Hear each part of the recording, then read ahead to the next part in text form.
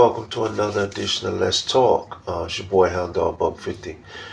On my channel, if you follow my channel, I talk about life, relationships, but I'm also a hip hop junkie. And I saw a clip from the latest episode of Drink Champs with Tony Yayo. I didn't get to watch the episode, it's like 5 hours long. But I caught this clip, it went viral, where basically Tony Yayo and DJ EFN were disputing over who was a better, listen closely, better storyteller, not better MC, better storyteller. And DJ EFN said he was born in Cali, moved to Miami, but he said Ice Cube by far is a better storyteller than Biggie. Tony Yayo was saying that Biggie was this guy, but then where the argument got spicy is Tony Yayo was basically saying, "Are you crazy just to pick Ice Cube over Biggie?" And DJ EFN was very adamant about that. He says not even close.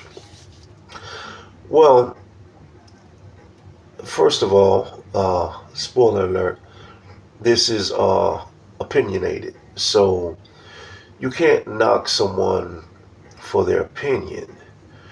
But I had to, once I got past the fact that they had their, disagreement or whatever you want to call it, it made me start to think, like, okay. Now, I know as far as back in the days, if you was just to put on the latest beat, hip-hop, grungy beat from New York and do a freestyle, metaphors and all that, yeah, I would go with Biggie, no doubt. That was his lane. Not to say that he couldn't tell a story, but Ice Cube, man, I was a big fan of Ice Cube. Back in the days, Ice Cube told some hellified stories. You got songs like What They Hitting For, Summer Vacation, Look Who's Burning, Bird in the Hand, I Want to Kill Sam, Black Korea. There's a lot of songs where Ice Cube really was able to paint a picture and tell a story well. Biggie, unfortunately, wasn't here with us that long, so his body of work was brief. I don't necessarily think it's a landslide, but I might lean towards Cube with the storytelling, only because that's just my choice. It's not even about, well, it's a fact. That's just my choice. You put me on the spot. It's no different than somebody saying, what receiver is better, this one or that one? And the receiver that a lot of people pick, some people don't agree with because the other receiver is a faster receiver. But the question was, who's the best, not who's the fastest, who's the best overall receiver? So you got to keep all those things in mind. But aside from the argument, if you will, my whole thing is this, man. Everybody like I said before, has a right to their opinion.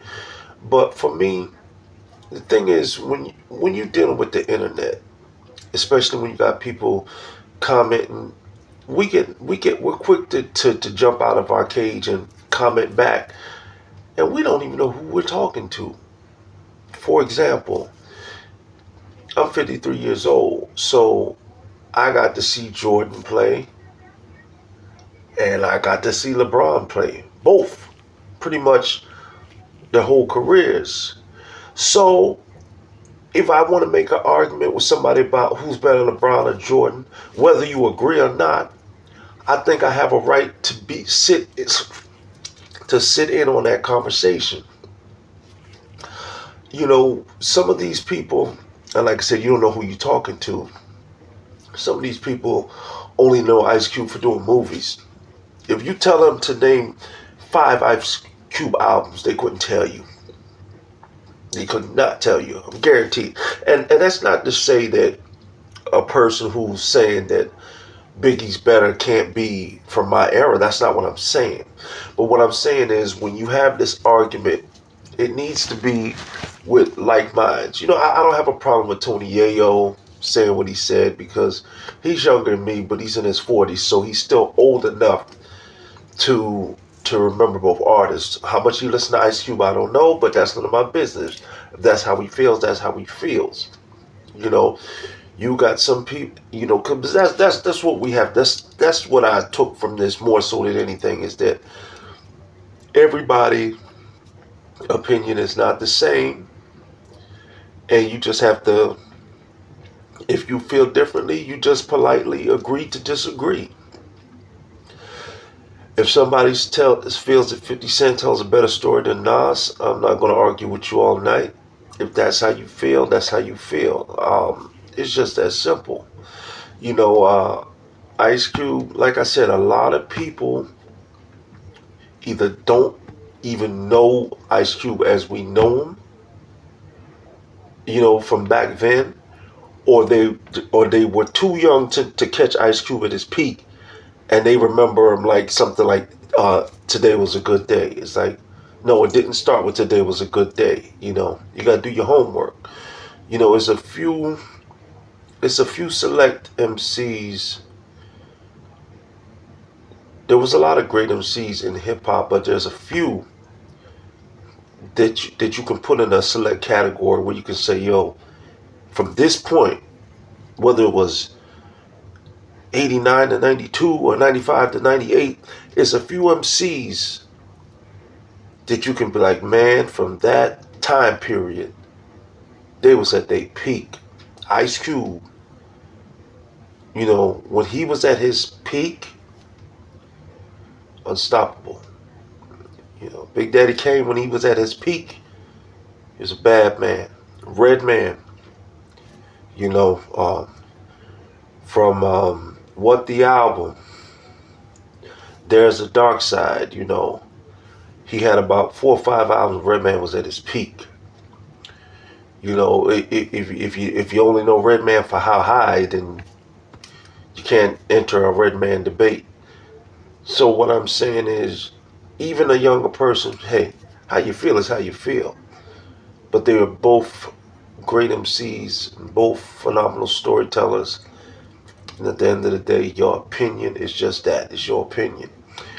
Don't forget to like, subscribe, and comment. And as always, peace, love, and whatever else you think of love.